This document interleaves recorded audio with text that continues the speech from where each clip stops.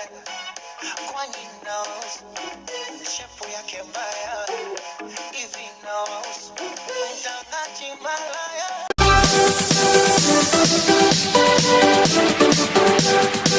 Abiti Avenola, chilling by the heater, chilling by the window. Don't mind my black knees, okay? How will you know that I'm an African woman now? How will you know? Monday, just don't mind.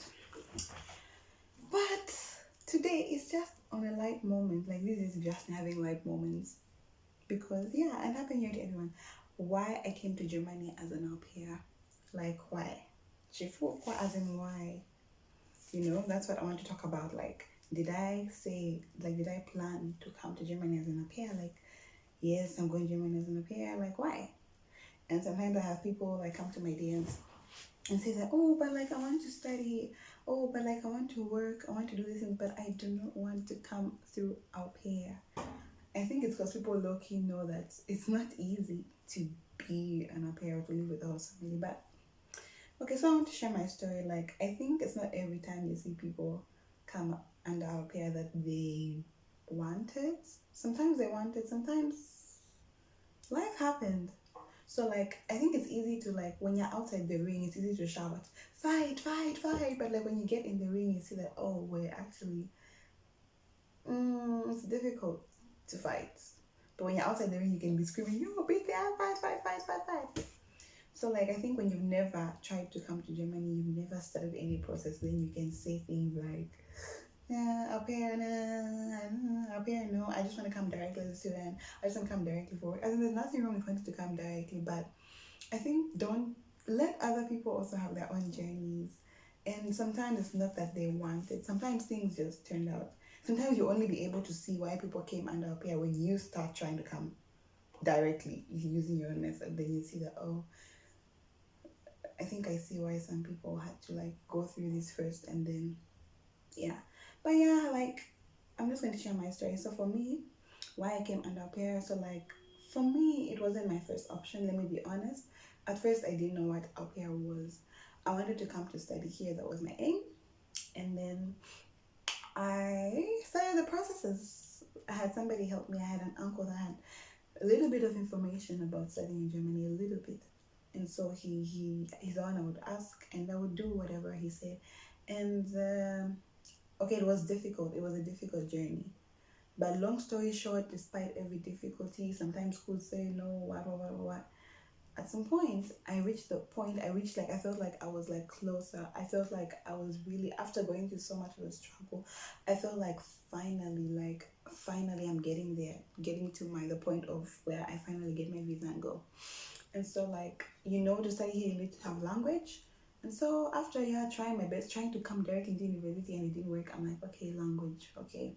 So you have to have everything I needed to start language here. And yeah, I felt like I'm getting there. I paid, and not me, but obviously my parents, like where you've had accommodation paid for, you have your room, which room you'll be staying, that was supposed to be in Berlin. You have just like, you're ready to come, you know what I mean? You're ready to come. You have a room here, you have your health insurance dealt with, as in whatever you need, everything you need to come here, like you have all that dealt with, okay? That's where I was at that point. And so I felt like I'm finally, after every struggle, I'm getting there. And so I go to the embassy, file in my application for my visa, everything they say, you should have accommodation, you should have this, I felt like I had.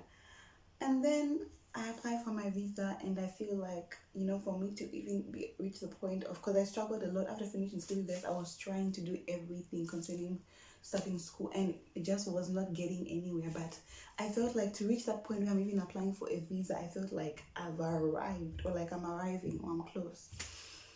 So I filed in my visa application, and I'm there like counting down in my mind, imagining my life in Berlin. I even had a book where I was writing. I would go to the internet, life in Berlin, and I'd be there imagining myself in Berlin. I had pictures of the room I was going to be in, so I was imagining myself in that room. I was imagining myself in that school. I would go to the school website here and there just to imagine myself in that school.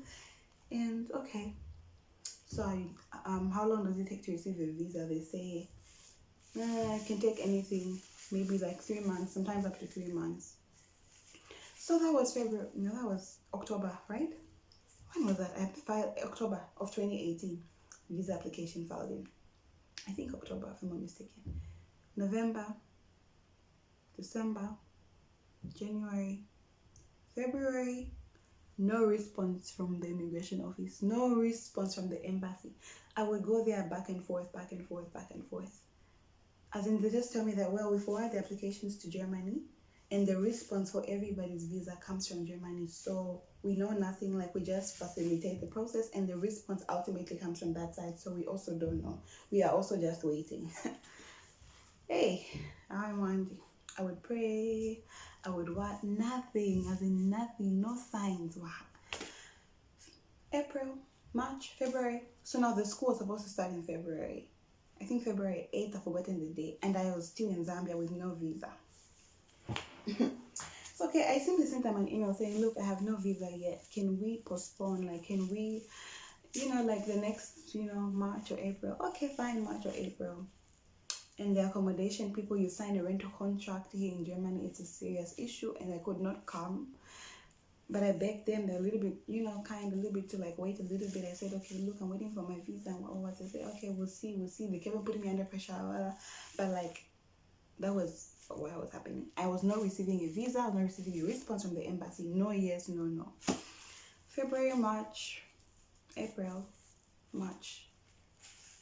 Okay, I don't know, but 7 months after I filed in my visa application, I remember I waited 7 months. I was not getting a response from the embassy. After 7 months, finally I received an email from the embassy. This lady, Felicitas. I remember when they say an email which starts with Lusa, I know that it's her. The lady at the German embassy. If you know her, you know her. If you know her, comment down below. After 7 months of nothing from the embassy, I received an email. Now, I was at ZISC college prep by then, if you know what ZISC is. And I was in class, and then I received this response, and I'm like, finally, my dreams. Finally, I'm flying to the Germany. Yeah. Okay, so the email was quite vague. It said, well, we received a response from Germany. You could come to the office on Monday at 8 o'clock. Now, that was Thursday. Guys, that was the longest weekend in history. So, first of all, I was excited, finally, because I thought that I was praying all along. I thought that, God obviously would hear me and I'll get my visa.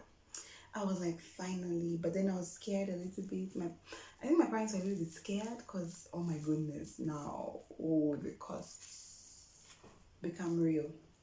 But then, it was the longest weekend. So first of all, I was excited. Then, I don't know, for some reason, somewhere along the weekend, I just felt so depressed and discouraged for no reason. I don't know, I was feeling so depressed, so discouraged, and I was crying. But then, I couldn't understand why. But then, I was like, we'll see. But then I was so in my mind, I was so stubborn to say it can't be a no. And so that was Monday. I went with my dad to the embassy. And we were in the car waiting for 8 o'clock. And there's one thing my dad said to me that morning, and that made me, he said to me that finally we received something like a response. Like we're going to get into here. We didn't hear what they would say yet. And my dad said to me that for me, I was so stubborn. Like I was so, that kind of, sometimes when you have faith, you have to leave room for God's will. But I don't think I was having it. I was just like, God, I just have to get my visa. I just have to leave, okay? That was just my mind. Like, it can't be a no. No, it's dangerous to have that kind of stubborn mentality. But then my dad said, well, finally, after 7 months, they've been quiet. Finally, they've called us to give us a response on your visa. And he said that even if it's a rejection, we are going to apply again. And those words in my head, I'm just like, I rebuke. I was thinking of, that was like, I think 1 year of trying to even reach the point of applying for a visa. And then 7 months of waiting for the visa. And then you tell me that. I was just like, no, it can't be a no. And that's how I work in the embassy. Finally, after 7 months of shutting up, they call me. And then the lady goes like, she just looks at my, first of all, that lady Felicia, she would always be like warm. She's very strict, but she would be towards me. She would be like warm and accommodative and listen. And she just had this inclination towards me that Felicia's lady at the embassy. But that day, I could not feel that warmness. I could not see that. She was just, we sit there. She gives us a paper. Unfortunately, your visa has been denied. You can tell your anybody you know in Germany to translate this letter for you, but in short, it's been denied. And that's what she said. And she was like waiting for us to stand up and leave. And guys, there was nothing that could prepare me for the gravity of those words. As in, if you've tried to come, you've done everything. You've made payments in Germany, Manama, you are ready to go. Mentally, your mind, my body was in Zambia, my mind was in Germany. And that's one thing I should not have done. I should not have, because it just broke me more. And yeah, and so that's why I received my visa rejection. So I was trying to come to do language to start university. That was my plan. I did not plan to come as an au pair. That was my plan, to just come, easily start language, start university, da da da. But that's what happened. My visa was rejected. And when I was trying to read, there was even no solid reason, but it was rejected. And that's what happens with language visas. Story for another day. Tell me somebody who's gotten a language visa. Yeah, so that's what happened, and it was rejected. And I was in bed, I was crying, I was sad, I was all that. I was, I don't know, but I felt like I cried in advance the day before. Remember when I said I was feeling sad for no reason? I think it's like somehow something within me knew that. I don't know. But I was depressed, I was crying, and I was ready to give up. I remember going home that day, making my bed and saying, I'm done with these international applications, this trying to go to Germany, I am done. It's caused me so much pain, it's wasting my time. People have started school, I'm shishitaling, no more. And I was done. I made my bed, I made my mind, this is the school I'm going to. That was in Zambia. I made my mind, in my mind I didn't say, but in my mind I made, this is the school I'm going to, and I'm done. Made my bed and I slept. But then that same day, my dad, the same day I received my visa rejection letter, and I always thank God for my dad, because there are people who push, even when we can't see light, there are people that keep on helping push, and these are the people that we should thank God for. I was there crying in my beddings. He was there finding a German tutor for me, and that's how he found a German tutor for me, whose name is Mr. John, a very good man. And the same day my visa rejected, he found a German tutor for me, and the next week he had me start my German lessons right there in Zambia. He said, start your lessons. Whatever will come, but start your German lessons right now from here. And I was so happy at the chance. I was excited to learn the language. I was happy, and by the grace of God, I learned it with ease. And that's that time. Then I told my German tutor my story. My dad told my German tutor my story. This girl, this is what the visa she's trying to do this, and this is what has happened. She's received a rejection. And John just told my dad to say, this visa you're trying to change to also it's going to be a rejection, because he works at the embassy, he knows the gist. So he said, there's this thing called AuPair, like if you want her to do language, if she's going to do language, first of all, if that's your aim, that she's going to do language, why not go under AuPair, because AuPairs do learn language as well. And so my dad was like, okay, if he obviously knows what he's saying. If he's saying that this other thing won't work also, he knows what he's saying, because he works at the embassy. So that's how I started trying to research an au pair. And honestly, at first, when I saw it, I'm like, that was before I received my rejection. I'm like, no, I don't want that. I want just. But then after I received my rejection, after experiencing all that I experienced with the German embassy, if au pair was something that was going to bring me here, child, I was ready. I was ready. Whatever I'll find, I'll come. Whatever struggles I would find, I would come and deal with them here. But I was ready. After that rejection and that process, I was ready. And so, yeah, that's what happened. Fast forward, found a family. Fast forward, received my documents. Fast forward, learned my German A1. Fast forward, went to the embassy. Fast forward, applied for my visa. Fast forward, passed the interview with the language. And fast forward, got my visa. Fast forward, came to Germany as an au pair. Fast forward, finished my au pair. Fast forward, I'm talking to you.